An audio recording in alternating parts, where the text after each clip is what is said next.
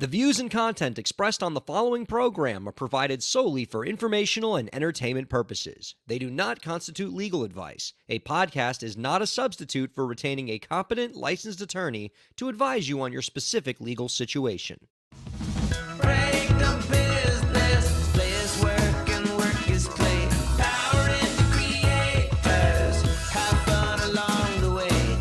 Break the business, doing what it takes. Celebrate success and learn from the mistakes. How's it going, everybody? Welcome to the show. It is time for Break the Business, where we empower indie creators and have some fun along the way. I'm Ryan Kairalla, and it is a pleasure to have you here this week. Let me lay out for you a little bit of the tightrope walk that we have this week, viewers and listeners. I'm going to give you a little bit of an idea of the setting here. All right? We record Break the Business from the luxurious, acclaimed Break the Business Studios, also known as the converted garage of my house. And we have a unique challenge this evening at this particular dwelling, which is about 30 feet from where we entertain you all here on Break the Business. There is a sleeping infant, my dear son Nathan. And one of the ways that we keep my dear son Nathan asleep, which, is critical to the success of this show and the development of my child, is to not have Molly, the Break the Business golden retriever, wake up said one-year-old son. So right now, in what is a very risky move for this program, Molly, the Break the Business dog, is sleeping at my feet while we do this show. So I need to be able to do this show in a way that does not wake up the dog and cause a big ruckus on this program, even though I think all of you would find that quite amusing and probably entertaining if my dog just ran through and started pulling wires out and stuff. But at the same time, I can't have the dog leave the room, because if the dog leaves the room, the dog could go into the nursery and wake the baby up, and then we really got a production disaster around here. So there's a lot of moving parts, a lot of living creatures that I am accountable to, that could mess this show up at any moment, but that's just what makes it fun. You know what also makes this show fun this week? Our co-host, who we love having here, Elisa Rockdock, is joining us. Hey, Elisa. Another one of your favorite creatures. That's right. So I should maybe put away the cowbell and the timpani and the cement mixer and the air horn, and I should probably leave all of the above. I can't tell you how precarious a situation this is. We are on the razor's edge, people. And yes, I am confirming the dog just woke up and is presently licking my bare feet. So that's what we got going on right now. It's a real party, but it's good to have you here, Elisa. I am excited to talk to you. I'm excited for this show in general. We got a lot to be happy about this week. Our guest who's going to be joining us after the break, Emily Moore, a terrific singer-songwriter who has blown up on TikTok, really doing some great things on this platform. I love talking to this new generation of young creators who have just discovered the power that this platform can provide, and more importantly, using this platform to achieve success on their own terms, doing some really cool stuff with the medium. We're going to talk to Emily all about that, how she was able to use Pixar songs like the theme to Up and Finding Nemo, putting her own unique lyrics on them, blowing up on the platform, and smash cut to the end of the story, she's doing a music video from a mile up in a hot air balloon. That's not even a joke. So that's going to be a blast. I want to talk to her all about that, because I think we're all going to learn a thing or two from Emily Moore, and it's going to be an absolute blast. I don't know about you. I've never had the courage to get into a hot air balloon. That just seems, No, I have seen them launch, as an event. You can go see them launch, and look at them up in the air, how pretty. I'm fine with my feet on the earth. Call me crazy, but I would never want the only thing between me and a death plummet to be a thin layer of wicker.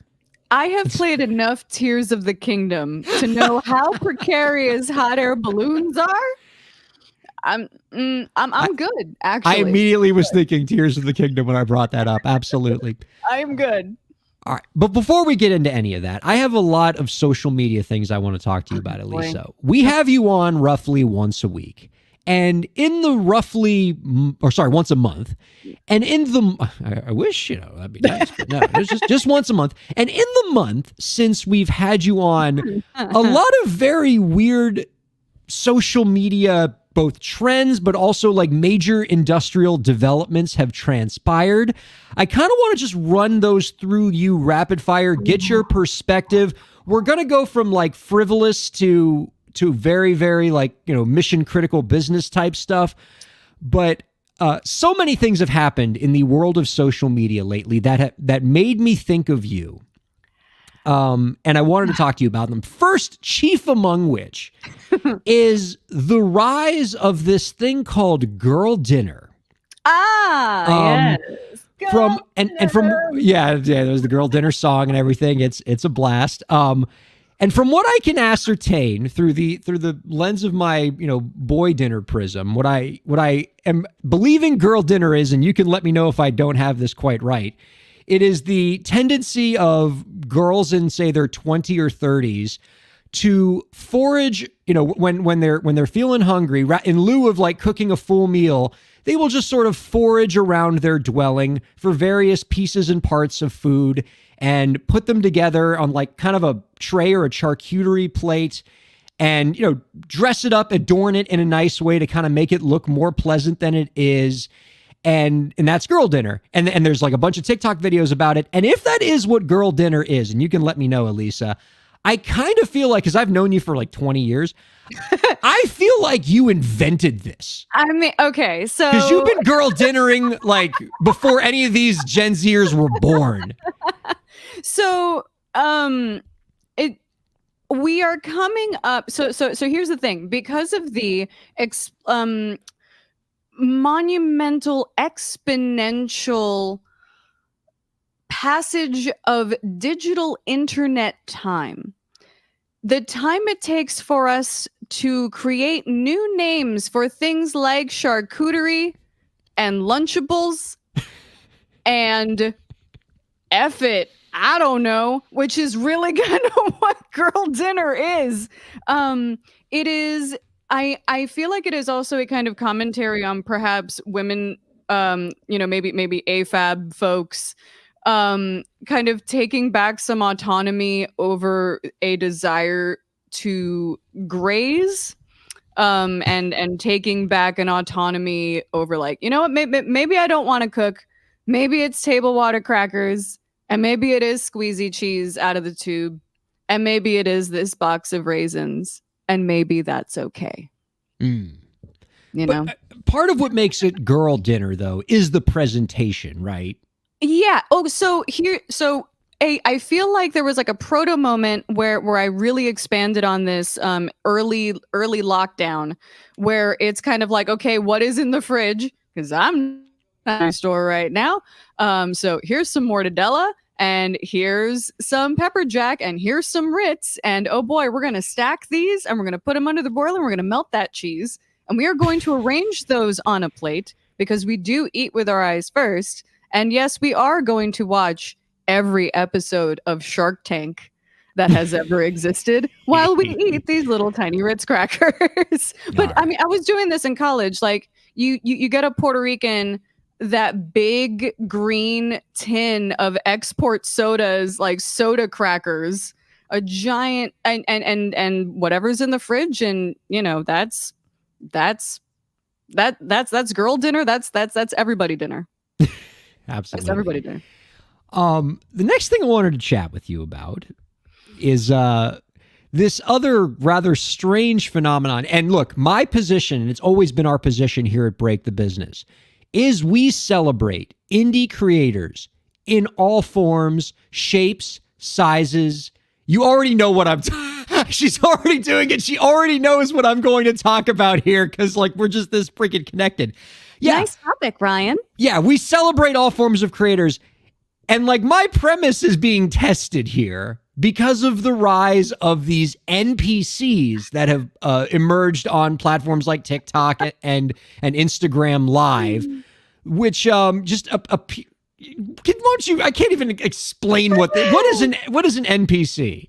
So NPC is short for non-playable character. These folks are also sometimes described as AI streamers or avatar streamers. Basically, they are mimicking motions of a non-playable character idle animation in a video game or some other sort of software, and reacting with preset reactions to the different kinds of GIFs that you can give on TikTok Live, like roses or having different filters placed on your face. And it is part of the attraction is people going, what is happening? And then therefore they watch, boost the numbers. And then it's people having this kind of control over this person's actions by way of giving these gifts, which translate eventually to monetary value for said creator, to which I say, gang, gang, get that bag. and as I said before, like it's got to be my perspective too, because we celebrate indie creators in all its forms. It's very bizarre to me, because like you don't even understand like how strange it is until you actually perceive it. It's somebody sitting in front of a camera. The one who like the young lady who's like really famous with it now is like cooking popcorn kernels one at a time with a hair straightener. Yeah, come on, Pinky Doll. Pinky Doll, thank you. And every time you send Pinky Doll an ice cream cone, which corresponds to a certain amount of money on TikTok, she says, ice cream so good. Yes. And she's popular enough that like she just says it repeatedly because every person keeps sending her those. And so if you're just watching it as an outside observer, it is bizarre, but some people are making a great deal of money as NPCs. Let's just say that Pinky Doll's TikTok account is not the only one seeing an incredible amount of traffic. So is her OnlyFans. Oh, that is another extension of this trend. And to me, that's another thing about this that I find troubling is like the think pieces that are already emerging. Like these two like completely opposite like think piece classes where like one group of think pieces is like, this is absolutely a sex thing. And then like the other groups of think pieces are like, this is not a sex thing. Stop disparaging sex workers. And like, it's all, and it's just like, couldn't it be that she's just popping popcorn kernels with a straightening iron? Like, do we have to make everything a sex thing? Hey, everybody's got their something. And if that somebody's got a check for that something, hey, everybody's got their something. Not that I would subject you to this if this is not your thing, but I feel like you could do this. Oh, because you have the radio voice. I've literally played a non-playable character. That's true. That's a very good point. You have non-playable character on your resume. I've played a talking gun. But yes, it is tempting. But at the same time, there is that little bit of that kind of stigma and potential for it to be considered, say, fetish content. That may prevent me from darkening the doors of some other, scholastic institutions in the future. But who knows? I don't know. I'll get that bag while I can. Gang, gang.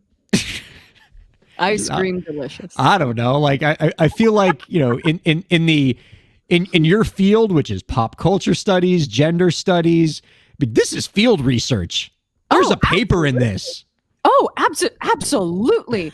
If there isn't somebody right now in a graduate program creating an account and starting to do the field research, I would be absolutely surprised. And this is coming from somebody who literally studied video games for her PhD. Like, it's happening. It's happening.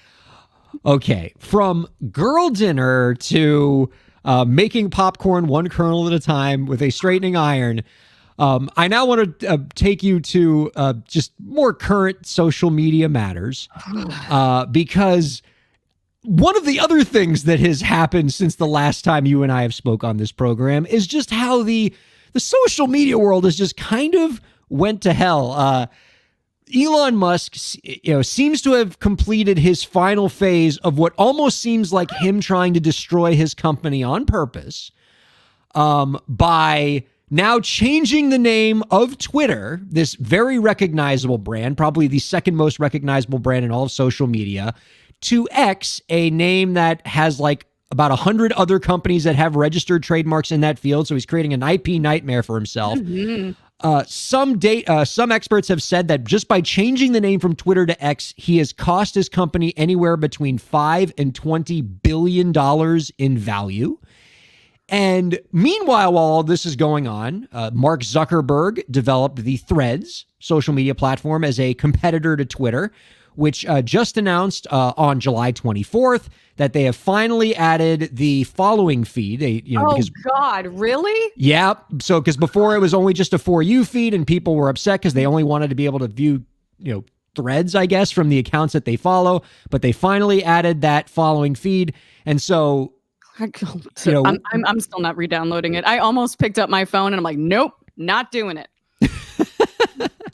Well, so that now brings me to my question for you as, what I like to call a recovering social media manager. We're kind of in this place right now. Indie creators are kind of in this place right now where they might not see a future in Twitter anymore.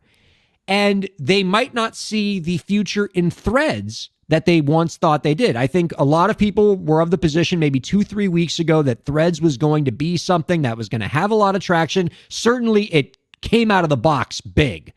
And since then, the engagement numbers have dropped a little bit. People are saying it's not a great place for organic growth.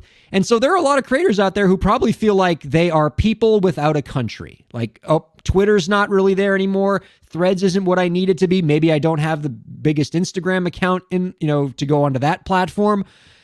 If you're an artist, like, what do you do in this spot? Like, where you're kind of at a social media crossroads with everything that's going on right now with Zuckerberg and Musk. It sucks because we are at the mercy of two children using public utilities that have been used for global uprisings as freaking action figures that they're smashing together and breaking apart to try to be better than the other one. And we are the folks that get to suffer. Because of these billionaires playing with their toys. And I picked a great time to not be a social media manager anymore. I hate that there are people having to edit all of their URLs on all of their brand sites. They have to edit all of the little T's and the little birds out of every logo, I am apoplectic. And as a creator, it is, again, same thing that, we had seen with like Facebook Gaming and Mixer and, rest in peace, Mixer, which by the way is one of the like X's I think like the source of that X logo, which is a very interesting development. Seems like they came from like a similar font library or something. Yeah.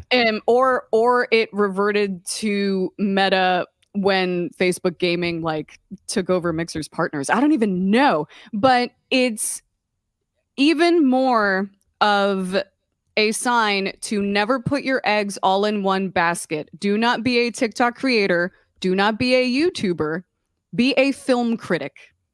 Be an artist. Be a musician, not a musician on X platform, because they own all of that content and it can disappear. All of your links will be broken. And I can definitely see all the more reason for folks using those channels as more of a promotional tool, but then maybe the actual creation and some of that access that you have with your fans going to more private, curated places like Patreon community feeds or Discords, more curated communities that are maybe easily put upable on a link tree for folks to find. But you really got to have a shotgun approach, not be too precious with the way that you're creating content on any platform, because literally next week, who the heck knows? I just can't understand I can't fathom what's happening with Twitter and how much value it's lost in such a short period of time. You know, I don't think, like, if you put me in charge of Twitter, Oof. like let's say Elon Musk buys Twitter, what it was like a year ago or something, Yeah. and puts me in charge as CEO and says to me, Ryan, your job is to do everything you can on purpose to destroy this company and bring its value to zero. I don't think I could have, if that was my task, I don't think I could destroy Twitter as fast on purpose as Elon Musk is doing, presumably by accident, despite the fact that he seems to be trying his best. It's wild because now, like, at least now the way that I experience social media, I am now a sort of fractured stained glass stained glass piece of art of a human, where if you want to see this part of me, you go to Tumblr. And if you want to see this part of me, you go to Instagram. But then if you want to see this part of me, you go to TikTok. And, thankfully, I would highly recommend, anyone and everyone to squat on your own domain names, your own .coms, that you can at least, so that you have some one-stop shop that you can give someone that you yourself have ownership of the content of, to be able to point people to, so that they can see where it is that you're doing what you're doing, because these platforms do not care about you or your art.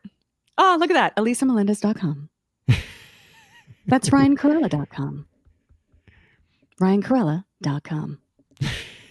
We can hang on. There we go. And hey, Thank you. But yeah, it sucks because people are flailing, and it sucks for writers because they can't necessarily translate their situation to TikTok. Folks on Instagram are finding that, like, oh, on Threads, it's text-based. And it's like, no, maybe you were popular on Instagram because of the sort of visual component or the videos that you were making, but maybe your steez doesn't necessarily translate to text. You have to be nimble and get your sea legs in this industry. I do not envy anyone who is still working in this capacity professionally, officially. You have my love. You have my solidarity. But you will not have my sword. I am not coming back. Nor should you need to, because as we find out on this show on a monthly basis, we get updates from you about how things are going in your career as a voiceover artist and as an actress and as a musician, and just all the ass kicking and name taking that you are doing along the way. And we love sharing that journey with you. So before we go to break, can you give us a little career update, how things are going? Sure. When you yearn for the stability that being an actress provides versus being a social media manager, you know that things have gone pear-shaped. So since literally the day after I was last here, I filmed, I went into an advertising agency and I did one line worth of VO performance and got out of there for a commercial that might be airing sometime next month on the radio. So who knows if anyone's going to be able to hear it. But in that same day, I did a VO gig, recorded one line for a commercial, and then had a callback for a video commercial for produce of some kind. Hey. And the next week I filmed an industrial thing, which was basically some background video, no dialogue at all. I just had to look cool and pretend to play cards for about 20 minutes. My jobs are weird. My jobs are weird and varied. But if you got a check, I got a talent. So I'm having a great time. The biggest thing that I do want to relay is if there are any folks that are going to Gen Con.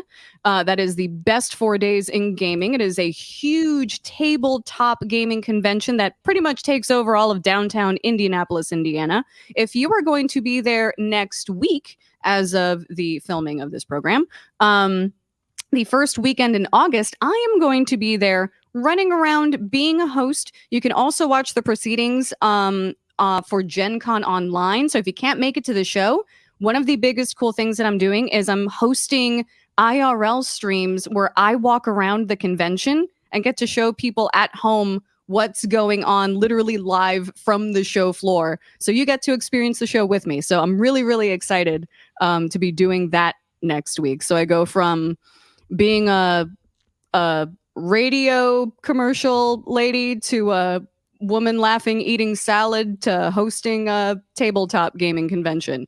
I love my life. That does sound really, really fun. I love how your eyes light up when you talk about this particular convention, because you are a veteran of many a con, and you've enjoyed every one that you've gone to for the most part. But for some reason, this one, which isn't, it's not about video games, which I think is where you tend to do most of your, this is a tabletop gaming convention, but it seems to really bring out a lot of smiles in you. You must love the groups there and the culture there, and things with dice. The forbidden candy, the dice are just so beautiful. And it is very, very difficult to not walk away with, tons of shiny rocks in my pockets. But it's the way that it's a family-friendly event. It's like all-encompassing when it comes to events. It's practically 24 hours a day. Like, you can just book and play. If you just wanted to spend 4 days playing board games with your friends, you could do that. Last year, I spent an hour painting a miniature, which I'd never done before, but I got to learn how to paint a miniature and do all the shading and stuff, and that was incredibly zen. Good shading on that. So we're able to see that there for the live streaming audience. Just excellent shading. Yeah, but it's all sorts of different activities, not just sort of tabletop games in the kind of like traditional, very intimidating, like Warhammer 40K kind of sense. But they even had more kind of hybrid interactive analog games like Star Trek Bridge Command kind of situation, which I think you might particularly be into. It's family friendly. They do a lot of things for charity, and there's a very huge feeling of this is something put together by gamers for gamers. And yes, there's like corporations there showing their wares, but it doesn't feel as much of an ad bomb as maybe say like a traditional video game convention might feel like. So it's nice. It's relaxing by comparison. I think everyone within the sound of my voice should hang out with Elisa at Gen Con. Anyone who doesn't have a 1-year-old in their house who is allowed to go out and do things should hang out with Elisa at Gen Con, because that's going to be an absolute blast. All right, let me see here. Let me maybe make a quick executive decision. Do we go to break? Do we do the AI Overlord tip of the week? All right, let's AI Overlord it real quick before we go to break and then bring on Emily Moore. AI Overlord tip of the week. Here we go. AI Overlord tip of the week. AI Overlord tip of the week. AI Overlord tip of the week. AI Overlord tip of the week. It is important that we do the tip of the week before we talk to Emily Moore, because this tip is actually kind of a preview of our interview with Emily Moore. So one of the things that you're going to find out about Emily, viewers and listeners, is she went really popular on the TikTok platform when she created where she took the melody, the very popular melody to the movie Up, and she set it to her own lyrics to honor the memory of her grandmother. It was a beautiful, beautiful song. And it seems like basically everybody on TikTok universally loved this song. And it got me in a bit of a Pixar state of mind. And so for our AI Overlord tip of the week, I asked our AI Overlord ChatGPT to give us a tip of the week in the spirit of Pixar. So tips of the week inspired by Pixar movies. Here we go. Greetings, creators. Welcome to our Pixar-inspired tip of the week. Let's plunge into the deep end and find some treasure. Our first stop is the post-apocalyptic world of WALL-E. Here, a curious little robot teaches us the importance of being inquisitive and resilient. WALL-E never gave up his search for life despite the barren world around him. As indie creators, face the desolate landscape of creative blocks with the same unwavering spirit. Keep exploring, keep trying, and remember, the more you seek, the more you find. Next, we venture under the sea with Finding Nemo. Marlin, a clownfish, swam across the ocean, facing sharks and jellyfish to find his son. His journey wasn't easy, but he kept on swimming. I know you're already thinking of that TikTok video of that little boy singing the Finding Nemo Jr. song. In your creative journey, obstacles are inevitable, but Mike, like Marlin, good Lord, persist, persevere, and remember, every struggle is a stroke toward success. Lastly, we're floating with Up. Carl's flying house is a perfect symbol of the boundless heights creativity can reach. Carl made his home and fly with the power of imagination and a few thousand balloons. Indie creators, don't be afraid to innovate and think beyond boundaries. Let your creativity lift you to new realms of possibilities. And with that, we wrap up our tip of the week, taking a cue from the Pixar playbook. Indie creators, let curiosity, perseverance, and creativity guide your journey. Dream big, work hard, and remember, the sky is the limit. All right. Oh. Yeah, there it is. We're going to take 2 minutes and talk to Emily Moore on the other side of the break. Don't go anywhere. Keep checking out Break the Business. Ryan Kairalla here. I hope you're enjoying the show, and I hope that you're getting a lot out of it. I do what I do because I care about creators like you. A lot. I've dedicated my career to helping creative professionals, entrepreneurs, and organizations move forward. I do it by hosting this program, and I'm also proud to do it in my legal practice. If you're a creative professional looking for solutions-oriented legal services to help you further your goals, I'd love to help. My firm RKPA does contracts, commercial law, copyright, trademark, and more. Visit rkpalaw.com to learn more. That's rkpalaw.com. Ryan A. Kairalla, PA, Miami, Florida.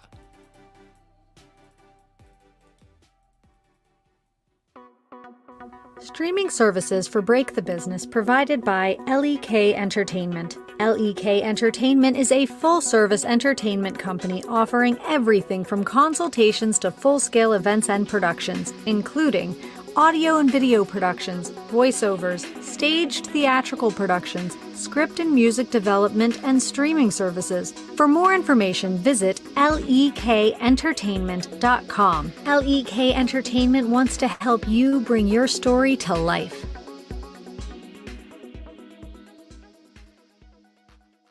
Thanks for supporting Break the Business. If you have a question or topic that you want us to discuss, email us at breakthebusiness@gmail.com. You can follow the host, that's me, on Twitter at Ryan Kair, and you can follow the show at the BTB Podcast.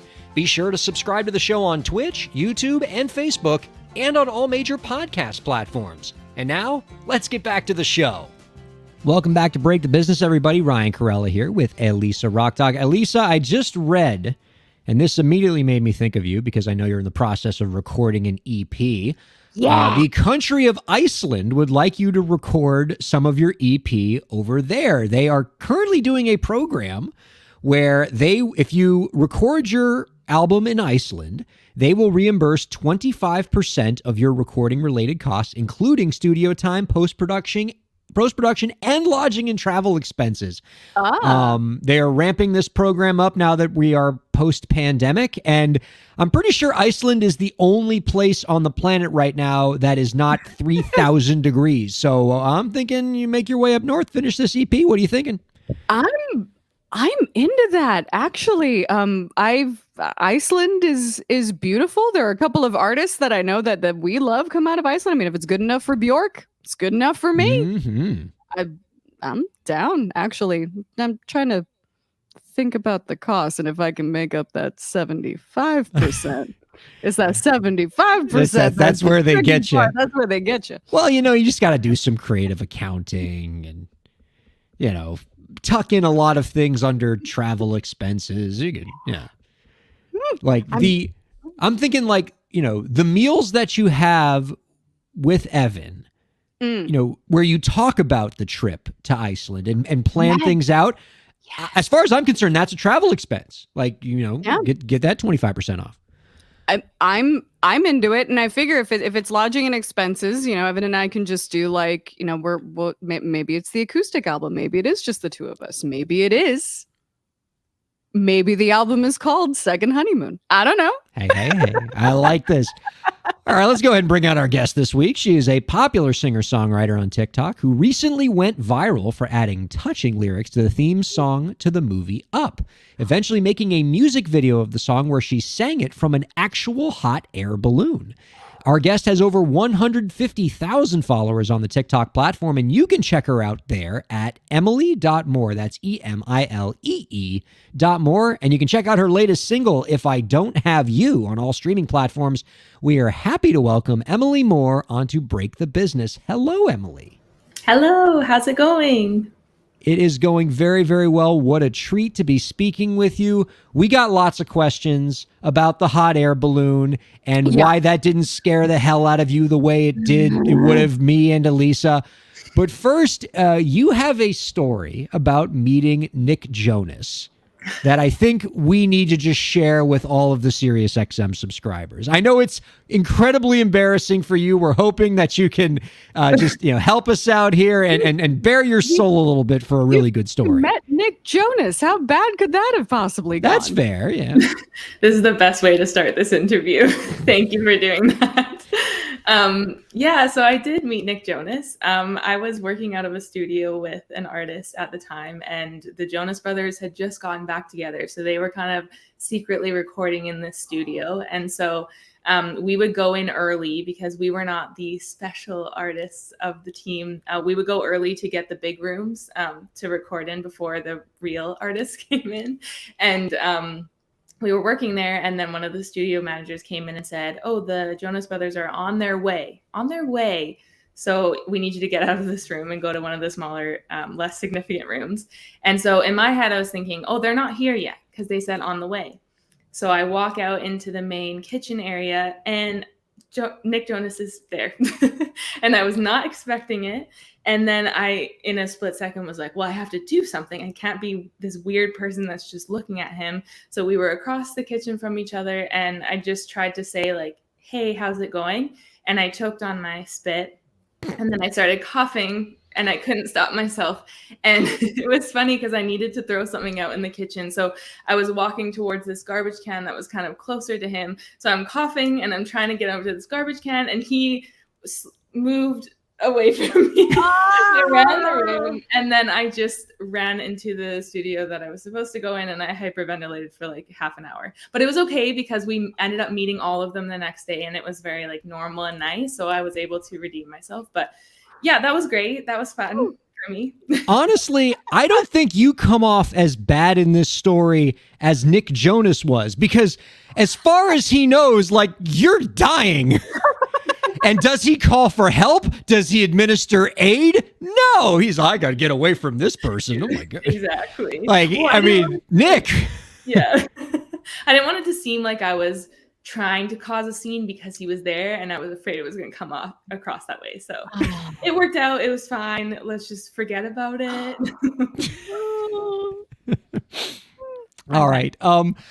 Thank you. Right. So you got the idea of this transaction, right? You bared your soul. You gave us an embarrassing story, and now we just get to just send a bunch of praise your way for the rest of this interview because we are fans, Emily. We love what you do on TikTok. We love your music. It is delightful. It is powerful stuff.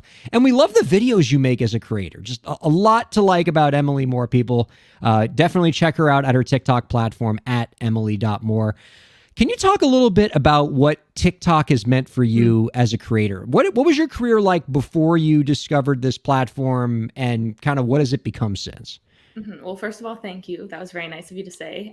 TikTok has been really valuable and really important to me. I think like early on when my videos were getting like 200 views, I probably wouldn't say the same thing, but I think it's definitely, it's different now. You have access to so many people as an artist, and like, before TikTok came along and before I was really using TikTok, it was a lot harder to get my music out there, and it was a lot harder to just be a creator in general. There's a lot of different ways and different approaches that you had to take versus being able to just upload videos and kind of hope that the algorithm favors you and gets it out there. And so I really appreciate what TikTok has done for me and all of the whole community that I've been able to create on there with specifically Up in the Sky.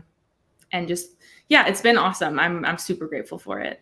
All right, let's talk about Up in the Sky since you brought it up, because safe to say that video was the day that you no longer had to worry about getting 200 views on a post ever again. Let me lay out the beginning of the story as I understand it, and then you can take the listeners from there. So it's in 2020 you lost your grandmother to COVID.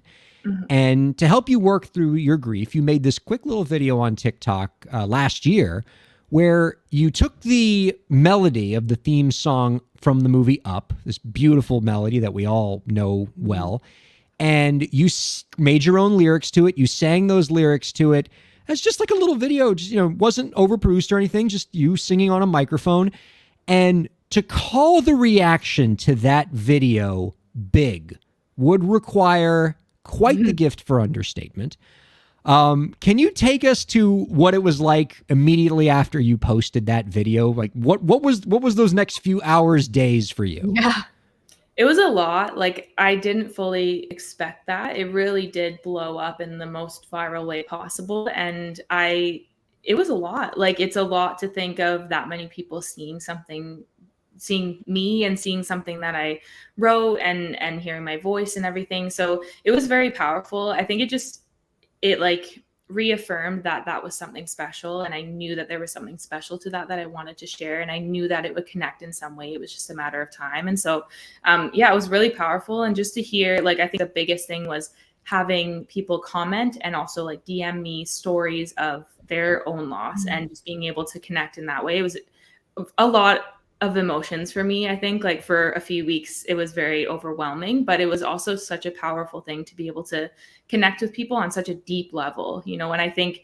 the fact that song and that video was able to, in a way, without say like, I'm here for you. You're not alone in your grief. I know what you're feeling. And people felt like comfortable to be able to share their stories with me was just so special. So I'm very grateful for that. And that video wasn't just a single moment in time either. Really, it was the beginning of a journey that you took all of us on, where it started with that video that was an unexpected viral sensation for you. How did it go from that to you being, up in a hot air balloon, making the highest altitude music video that has probably ever been recorded? Yeah, it was a journey for sure. I knew within like a matter of weeks of writing that song and putting out lots of different TikToks about it, putting the actual song out, I knew that a hot air balloon video was something that I would want to do because it's just so on theme to the actual movie. And then I just thought it would be so impactful to do something special like that, to be able to sing to my grandma, all of these different things. And so it was just a matter of time of trying to put that together. And so it took a few months after the song had come out to actually go and shoot that video and get it all together. And then it took another several months to get it all sorted and edited. But I knew it was something from the beginning that I wanted to do. And so to be able to actually say that it did happen is quite surreal and special. Yeah. It's just beautiful. We have many more questions about your videos and kind of what you've done since and just seeing your career grow. It's really inspiring, but I kind of want to take the first ever Break the Business craft break because It is my understanding, Emily, that you are a big fan of crafting. I cannot say that I share that interest. However, my distinguished colleague, Elisa Rockdock, is a crafting machine, and I feel like we need to just defer things over to her where you all can just talk about crafting for a bit. Let's do it. So all I, got was like DIY crafts. I want to know what is your art? What is your craft? I love making collages. So that's like one thing. And you'll see that in a lot of like my early songs that I put out. A lot of the artwork is like collages that I made, which is kind of cool. And then I love doing like kind of calligraphy stuff on canvases. That's like super random. But yeah, I went through like a phase of that. I used to do like arm knitting. I don't know, like, with like the big chunky, I would make Yeah. scarves. So I love doing like any sort of craft things, anything that I can incorporate into my videos now too. Like I just made, you'll see on my TikTok, like a massive mic out of like bubble wrap and a bunch of other stuff. I don't know. It's just fun. It's fun to like craft things and create things. What do you like to make? I'm a huge like bullet journaler, like an aesthetic bullet journaler, like a lot of penmanship stuff. I will color code my notes. I doodle just the whole bit. I have my IKEA cart with all my pens and things. I love it. It is a vibe, but it's kind of cool because I feel like I made a YouTube video once kind of incorporating the bullet journaling thing as part of a YouTube thing. The idea that you're incorporating another bit of your art into your music, I think is really cool because I feel like it makes it so that artists aren't necessarily like one dimensional, like all I do is music. It's like, no, I'm actually like a fully fledged human being. I'm an artist. I think that's really cool. Yeah, I think that's a lot of artists too. Like, I think if you really dive in, like most artists are creative in a lot of different ways. And it's just so fun to be able to do that as well as an outlet also with my music and everything. So even these headphones, I don't know if you can tell, but they're spray painted green and there's like denim. They used to be black, but I had to create them a little fancier for the next era of things. So yeah, it's fun. That is I also delightful. taped this light on my wall. I drew in chalk the shape. I don't know. It's just, yeah. Wow. I'm like ruining my apartment one day at a time with my crafts. And to Elisa's point, because I think it's a really important one, there is a lot of value that artists can gain in sort of early in their career, taking inventory of all the things that you're good at other than just, oh, I can sing really well or I can play an instrument really well. Yeah. What are the other skills, abilities, interests that you have that you can weave into your art to not only make your creative output more interesting, but more importantly, to let your fans know the three-dimensional person that you are, to give them a window into all the things about you that make you interesting. And so the fact that you identified that pretty early on, Emily, and said, I'm going to take this crafting part of myself and incorporate it into my music and make my TikToks, more interesting and exciting. Because if you're gonna thrive on TikTok, you gotta have that three-dimensional element. You have to let people almost as a necessity know what else you're into and what else you're good at, because they want to know that stuff, because people crave authenticity on that platform. Absolutely. Yeah. It's fun to be able to do so many different things and not just be one person doing one thing. Yeah. And you use TikTok really well as a musician, beyond just the one viral moment, right? Like, one of the things that I love that you do with the platform, and this is something I'm always trying to encourage musicians to do on their own TikTok channels, is creating sort of little mini series of content within your channel. Like, you have one recurring thing on your channel where you are trying to get on the Kelly Clarkson show. And you have another one that you're doing right now that I think is awesome, where you are trying to get Ed Sheeran to feature on a song with you by having people who look like Ed Sheeran perform songs with you until it gets Ed Sheeran's attention. You had another one where you were trying to fill a large stadium with a song. Like, those kind of segments are great. Can you talk about your experience in sort of putting those together and how that's helped your channel?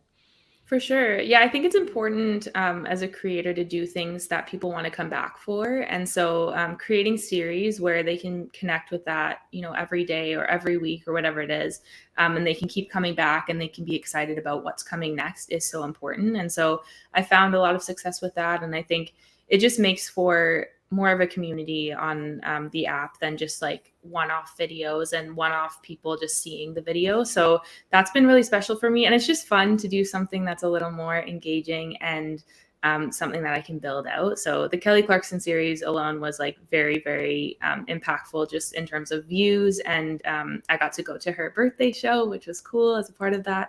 And so we'll see if Ed Sheeran hops on my song. Yes, we'll see. Hopefully it will go better than your Nick Jonas interaction. Oh my gosh, yeah. But maybe that's a thing I can do again. Maybe it'll get a little more attention. Maybe, you never know. That's and then true. I can just meet him the next day and it can be normal. You know what? I'm kind of turning around on this. I think you have to turn into the skit a little bit, like just Be a little just crazy. completely collapse in front of him. Okay, Just, perfect. Just I'll faint. write He has to like resuscitate you like that. You got. I think you had the right idea with Nick Jonas. You just didn't go far enough. Right. Yes. Take it to the next level. Exactly. All right. The other thing with your videos that's it seems kind of obvious, but is always important is just how well put together they are. Really well shot, really well edited. Can you give us a little bit of a window into what your video making process looks like? I feel like the viewers and listeners could learn a little bit from that process. For sure. Yeah. All of the videos on my channel are either edited by me or my producer, Xander. And so we work together closely on all of that stuff. And I think just the goal is to like make it fun, make it exciting, make it engaging, and not take anything too seriously. Of course, with Up, it was more important to be more serious for certain things. But overall, just creating fun, exciting things. I think one of the things that I noticed on the Kelly Clarkson series that I did was someone commented, "This is my favorite TV show." And that made me really happy because it's kind of, it's like creating something that like is exciting enough that people want to come back for more. It's like your favorite TV show that you want to binge watch. And so we try with everything that we create on there to make it emotional, to make it a story, to make it engaging. And that's kind of the goal with every edit that we make. That is the best. Is there a better feeling on TikTok than when you're just scrolling for your For You page and then that particular subgenre of somebody's channel pops in, that recurring segment you've fallen in love with, and just a new one comes up? Oh my gosh, yeah. I love it. It's the best. Yes. So good. Or if you're waiting for the part 2 on something and then finally you get it and you didn't like follow along, you just love it. There's this one beekeeper I've been following that was having drama with the queens in his hives, and I was like riveted. I was like, I need to know what is happening with these bees. Just refreshing. Oh yeah, absolutely. Elisa, I don't think I've done you justice by only having you ask crafting questions so far. If there's anything else you wanted to ask Emily before we move forward, I feel like we would all benefit from your insight here. Well, this might also be like kind of a lead in, potentially to the last question of the show, but based on conversations that we've been having, and I'm sure things that you've been seeing about social media and, how different platforms have kind of fallen off, is how are you kind of managing TikTok, being such a huge source of success, but is that necessarily, your kind of only platform? Are we multi-platforming stuff? How do you kind of see your connection to social media going forward with all of this kind of chaos that seems to be swirling around us?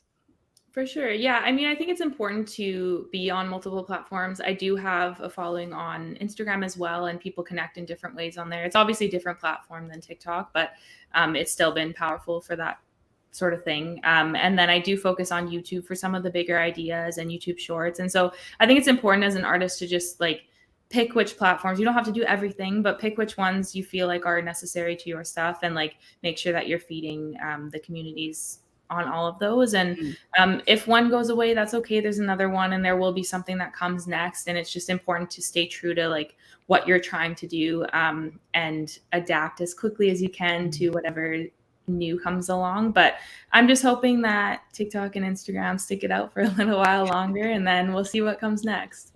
Well, what comes next for you, or what you're working on right now, or have released, I should say, your newest song, If I Don't Have You. So staying in the magical world of Pixar, you set lyrics to the Finding Nemo theme and, put out this really, really terrific song, which I believe just dropped recently. I'm thoroughly enjoying it. Can you tell everybody about your new track? For sure. Yeah, I actually wrote this song. I wrote this song after I wrote Up in the Sky, but it was kind of still around the time that I was doing lots of stuff for Up in the Sky. So it's also about my grandma. And it just kind of felt right to kind of have those two songs together. They're kind of like a pair that goes together. People really love that one on TikTok as well. And so it just felt right to have both of those out in the world as a pair together. and to just provide kind of an alternative version if people prefer Finding Nemo more, and they are experiencing grief or just need that comfort. I really wanted to put that song out as well. So yeah, I love both of them together, and I feel like that song is really special to me too, in the same way that Up in the Sky is. Special to all of us. We really appreciate you making these beautiful pieces of art that we get to enjoy all the time now. You can find out more about our guest's work by checking out @Emily.Moore on TikTok and checking out her new single, If I Don't Have You, on all the streaming platforms. This has been a blast, Emily. Before we let you go, one last question for you. Do you have any last tips for the indie creators out there to help them move their careers forward? I guess I would say do the hard thing, do the difficult thing. I think it's just so much more rewarding than maybe doing the same thing over and over. I think with the Up in the Sky video, hot air balloon video, that was very difficult for me to put together with the team that I was working with. It took a long time, but the reward of people connecting so deeply with the song, the reward of honoring so many lives with that song and with the video on the hot air balloon was so impactful and so powerful. And just to be able to create even more of a community, even more people listening to the song and caring about the music was so, so powerful. And I would do it all again. I will be doing more things all again, but I would just say do the difficult thing, challenge yourself, do things that are innovative and exciting for your followers and for your communities. And the reward, it will come in time. Love that. Emily, this has been a pleasure. Thank you so much for coming on the show this week. Don't be a stranger, all right? We'd love to have you on again real soon. Please stay in our universe. Sounds good. Thank you so much for having me. This was awesome. Right. Emily Moore, everybody. I want to do a quick update here on what's going on in the studio. My dog Molly has slept through the whole show. However, I can hear her audibly snoring. That might be picking up on the mic. Oh, it is. Hold on. Can you hear that? Okay, well that's terrible radio. I can't. I wish I did. I mean, it's so cute. It's quite audible, at least coming into my headphones. But I'm glad it's not picking up, because that'd be for some bad satellite radio there. Adorable. Gosh, what a treat Emily Moore is. I enjoy everything she's doing on that channel and love that music very much. With the time we have left, I don't know if he's around. Producer Lauren, is Graham around? I see his box there, but I don't see his image there. I don't know if he can pop in real quick. I don't know if I'm like catching him at a bad time where he's like brushing his teeth or something. Can we get Graham here on the show? I want to introduce everyone to our newest Break the Business cast member. Let's see. There we go. Graham. So Hey, Graham Pierce here, he is our Break the Business intern. He's helping us out with social media. He's helping us out with content research. And he's our resident young person. We do need to get younger around here. And also quite an expert on the music industry, the entertainment industry, studied these things in college, has his finger on the pulse of these things. Just curious, Graham, with the time we have left, you have any thoughts on sort of what's happening here with Threads and the erstwhile Twitter, now X? I do have some thoughts on Twitter. I think they kind of botched, or at least X kind of botched the whole transition into X.com. I mean, when I go to tweet something, it still says tweet. So I think they still have a few days left to figure that one out. But yeah, still says tweet on the iOS app, and it still says search Twitter on the search bar. So that's not great. yeah, I think it's up to Elon to take a little bit more than a few days to figure that one out. But that's my take on that. Yeah, not really his style.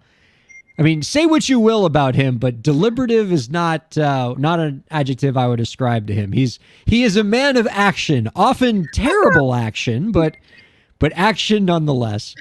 It's so bonkers. And look, I'll be real with y'all. Like when I say like, oh, I feel bad for the artists who were on Twitter and now are sort of a person without a country because they don't have any followers on Threads and they can't be on Twitter anymore. I'm talking about me. It is my situation as we speak. All of my followers are on Twitter and I can't interact with anyone because the only people left are neo-Nazis. And I have 4 followers on Threads because I never built an Instagram account and I'm screwed. I don't know what to do. I have. Hold on. Let me see if I can pull it up really Follow quick. me on TikTok at Rye the Law Guy. Like You can be my 130th follower. Shameless plug. This is my Threads experience. That's a lot of Posts from black this bars. user are muted all the way down Oh my because I was signing in, and I was like, oh good, it's gonna automatic. And also, let's not say that Threads blew up big when all they did was Control C, Control V the Instagram user base. Like, wow, you ported them over. Like look at all your daily active users that you just ported. Like, it's not whatever. But like as soon as it was starting to show me like Tom Brady, like, you clearly do not know me, algorithm. If you are showing me Tom Brady on my For You feed, no. I hear that now they're instituting a following thing. It is the minute that you become ad friendly versus community friendly, I think you might have lost the plot there a little bit. Our thanks to you, Elisa Rockdock. Thanks to Graham Pierce. Welcome to the Break the Business team. Our thanks to Emily Moore and producer Lauren. And thanks to all of you viewers and listeners for checking out Break the Business. We'll see you next week.